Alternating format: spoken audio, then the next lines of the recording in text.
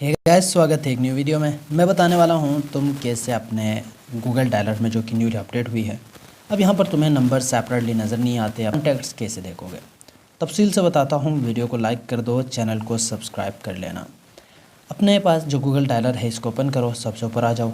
यहाँ तुम्हें एक ऑप्शन मिलेगा फेवरेट्स का, तो किसी भी नंबर को फेवरेट कर देना पहले। फिर तुम्हारे पास व्यू कॉन्टैक्ट ऑप्शन आएगा, यहाँ क्लिक कर देना। यहाँ पर क्लिक करने के बाद ऑप्शन आएगा कॉन्टैक्ट्स का, तो जस्ट वंस करके ओपन कर देना। ओपन करने के बाद भाई ये देखो, तुम्हें सारे कॉन्टैक्ट्स मिल गए, कॉन्टैक्ट्स की लिस्ट मिल गई। ABCD से लेकर तुम्हारे पास जितने भी कॉन्टैक्ट्स हैं वो सभी तुम्हें यहाँ मिल जाते हैं। तो ये बेस्ट मेथड है और दोनों मेथड्स मैंने आपको बता दिए हैं। अगर आप कॉन्टैक्ट्स देखना चाहते हो लिस्ट, तो यहाँ इस तरह आप देख सकते हैं। छोटी सी वीडियो थी, so don't forget to like, comment, share, subscribe. मिलते हैं गाइज आप सभी से एक नेक्स्ट वीडियो में। अपना ख्याल रखिएगा।